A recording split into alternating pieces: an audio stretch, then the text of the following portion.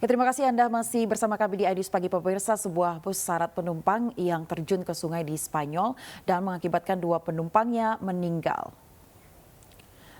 Di tengah guyuran hujan, tim SAR berupaya mengevakuasi sebuah bus yang terjun ke sungai Leres, Spanyol. Di mana bus membawa keluarga napi penjara Montereso, Galicia. 2 orang yakni supir bus dan salah satu penumpang ditemukan meninggal. Sementara 3 penumpang lainnya masih dalam pencarian. Sementara penyebab kecelakaan masih dalam penyelidikan.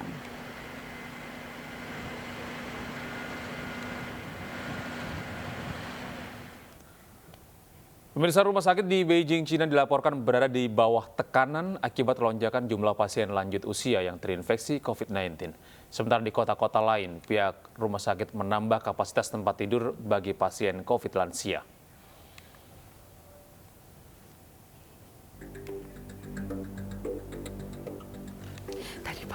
Berusia di atas 65 tahun dalam kondisi parah setelah terkena varian Omicron COVID-19. Zhu Ying, kepala perawat di Departemen Gawat Darurat Rumah Sakit Universitas Peking, mengatakan IGD kewalahan menampung jumlah pasien yang sakit parah dengan kadar oksigen dalam darah yang sangat rendah. 现在我们每天的这个工作量是非常大的，现在我们已经到了530多的急诊量了，来的病人全部都是氧和才50、60、70这样，所以重病人的这个压力非常的大。 Sementara Zhao Huying, Wakil Direktur Departemen Perawatan Kritis Rumah Sakit, mengatakan perangkat seperti mesin extracorporeal membrane oxygenation atau ECMO telah tersedia di semua departemen untuk menyelamatkan pasien yang sakit kritis. 血氧饱和度监测仪的话，可以去监测一下血氧。如果血氧要是低于它的正常95%以下，又伴有其他不适的症状的话，就需要及时去就医。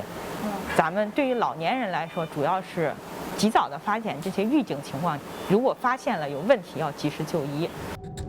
Sebagian besar pasien di unit gawat darurat adalah orang lanjut usia dengan komorbid atau penyakit penyerta seperti tekanan darah tinggi, diabetes, penyakit jantung, dan obesitas.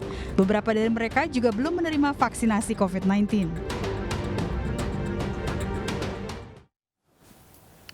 Ya, pemirsa, perayaan Natal.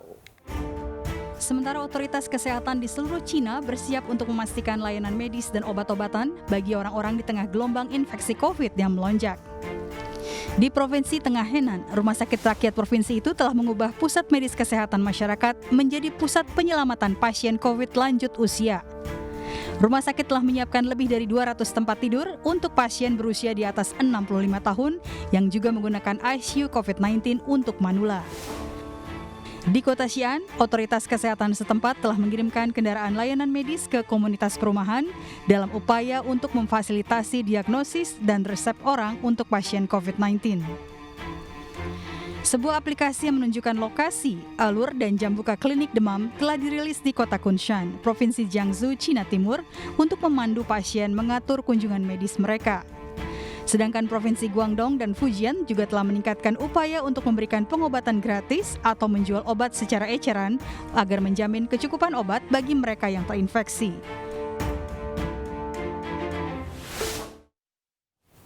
Ya, pemirsa, puluhan pengungsi Muslim Rohingya terdampar di pantai Aceh Besar, Aceh, Indonesia pada hari Minggu.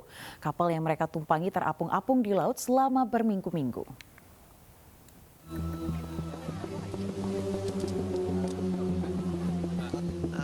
58 pengungsi Rohingya ditemukan tiba di pantai Indrapatra di ladang sebuah desa nelayan di Kabupaten Aceh Besar pada hari Minggu pagi. Awalnya warga desa mengaku melihat puluhan pengungsi di atas perahu kayu reot, kemudian membantu mereka mendarat dan kemudian melaporkan kedatangan mereka ke pihak berwenang. Seorang dokter di tempat kejadian menyatakan 3 orang dalam kondisi serius dan banyak yang mengalami dehidrasi.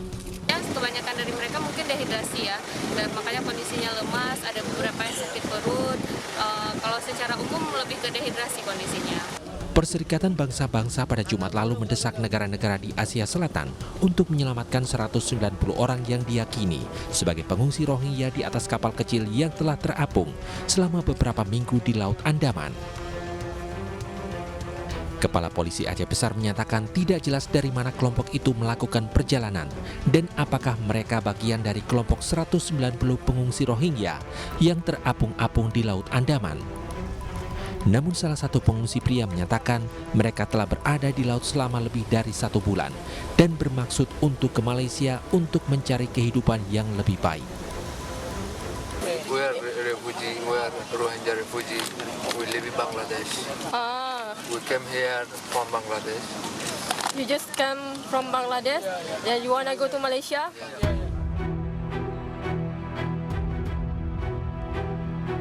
Sementara itu, 1 dari 58 orang pengungsi segera dibawa ke rumah sakit akibat sakit perut.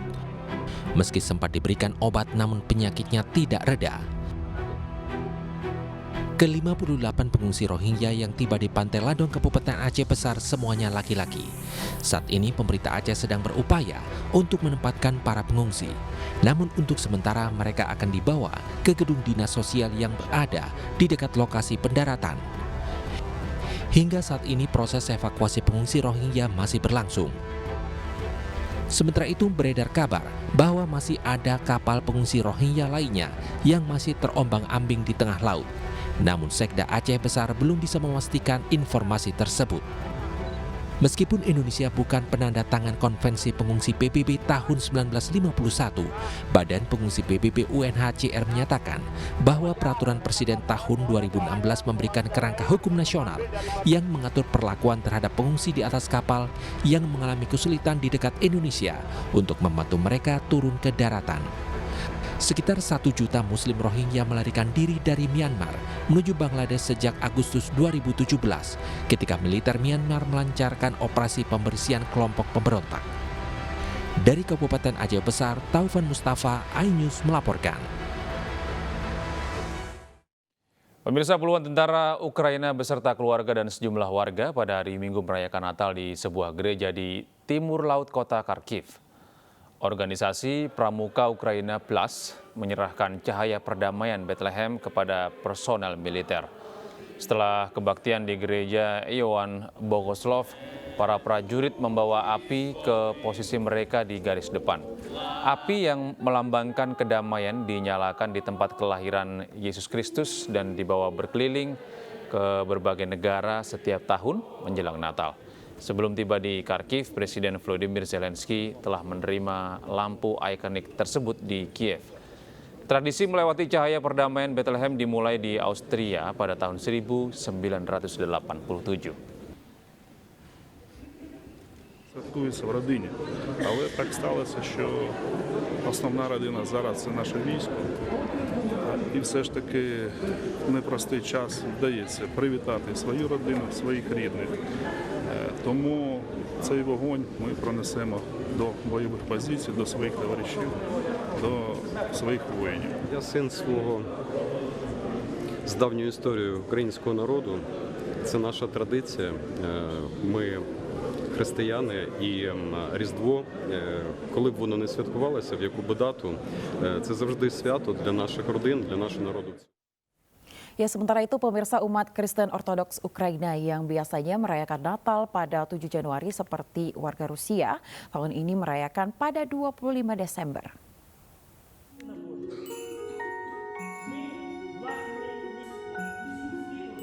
Ada yang berbeda dengan perayaan Natal umat Kristen Ortodoks Ukraina. Tahun ini, dengan restu dari gereja lokal, beberapa umat Kristen Ortodoks Ukraina memutuskan untuk merayakan Natal pada tanggal 25 Desember, seperti kebanyakan orang Kristen di seluruh dunia. Ми проводили збори громади, де було питання поставлено напряму, чи підтримує громада святкування 25-го, як альтернативну можливість, додаткову. І більшість людей проголосували, підтримали цю ідею, тому ми відзначаємо Різдво саме тому, що це є прагнення більшості наших громадян, жителів цього села. Gagasan untuk memperingati kelahiran Yesus pada bulan Desember sebetulnya dianggap radikal di Ukraina hingga saat ini. Namun invasi Rusia telah mengubah banyak hati dan pikiran umat Kristen Ortodoks. Di desa kecil Bobritsia di pinggiran kota Kiev, warga melihat langsung bagaimana pasukan Rusia menghancurkan kota tetangga, yaitu Irpin dan Bucha yang hanya berjarak beberapa kilometer. Situasi ini membuat mereka ingin memutuskan hubungan dengan Rusia, dimulai dengan gereja lokal. Означає, ми хочемо, щоб Україна була і є незалежною, щоб була перемога, і хай вони собі, хай їх Бог осудить, чи буде Росія, чи ні, а Україна, щоб жила і процвітала.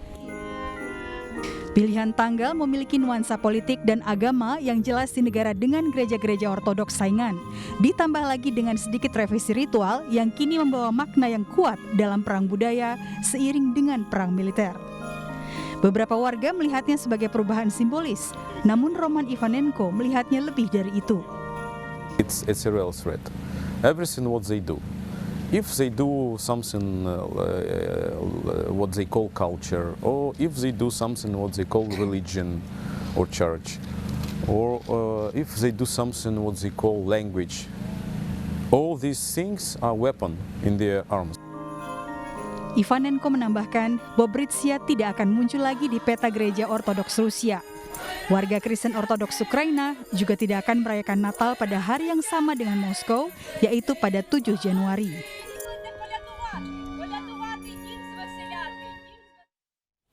Pemirsa, Paus Fransiskus menggunakan pesan Natalnya pada hari Minggu untuk memohon agar diakhirinya pertempuran di Ukraina, konflik 10 bulan yang dia kecam sebagai tidak masuk akal.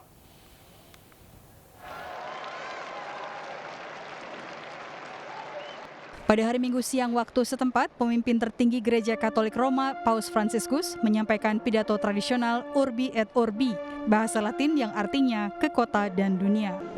Pidato disampaikan dari balkon tengah Basilika Santo Petrus. Puluhan ribu turis, peziarah dan penduduk kota Roma memadati lapangan Santo Petrus untuk mendengarkan Paus dan menerima berkatnya. Paus Fransiskus menyinggung konflik berkepanjangan di berbagai wilayah, termasuk Timur Tengah, Afghanistan, dan Tanduk Afrika. In questo giorno nel quale è bello ritrovarsi attorno alla tavola imbandita, non distogliamo lo sguardo da Betlemme, che significa casa del pane, e pensiamo alle persone che patiscono la fame, soprattutto bambini, mentre ogni giorno grandi quantità di alimenti vengono sprecate e si spendono risorse per le armi. La guerra in Ucraina ha ulteriormente aggravato la situazione, lasciando intere popolazioni a rischio di carestia, specialmente in Afghanistan e nei paesi del Corno di Africa. Ogni guerra, lo sappiamo, provoca fame e sfrutta il cibo stesso come arma, impedendone la distribuzione a popolazioni già sofferenti. Paus Fransiskus juga mendesak umat Katolik untuk mengingat jutaan orang Ukraina yang tidak memiliki listrik atau pemanas akibat serangan Rusia terhadap infrastruktur energi, serta jutaan lainnya yang hidup sebagai pengungsi di luar negeri atau terlantar di dalam negara mereka sendiri sejak invasi 24 Februari yang diperintahkan Presiden Rusia Vladimir Putin. Se vogliamo che sia Natale, il Natale di Gesù e della pace, guardiamo a Betlemme e fissiamo lo sguardo sul volto del bambino che è nato per noi, e in quel piccolo viso innocente riconosciamo quello dei bambini che in ogni parte del mondo anelano la pace. Il nostro sguardo si riempie dei volti dei fratelli e delle sorelle ucraini che vivono questo Natale al buio, al freddo, lontano dalle proprie case, a causa della distruzione causata dai 10 mesi di guerra. Il Signore ci renda pronti a gesti concreti di solidarietà per aiutare quanto stanno soffrendo e illumini le menti di chi ha il potere di far tacere le armi e porre fine subito a questa guerra insensata.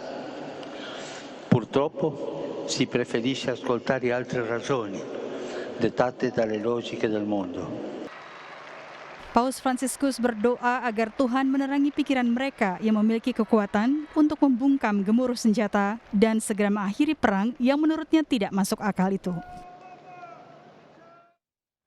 Timnas dituntut untuk menampilkan permainan terbaik ketika menghadapi Brunei Darussalam nanti malam. News Pagi akan segera kembali usai jeda.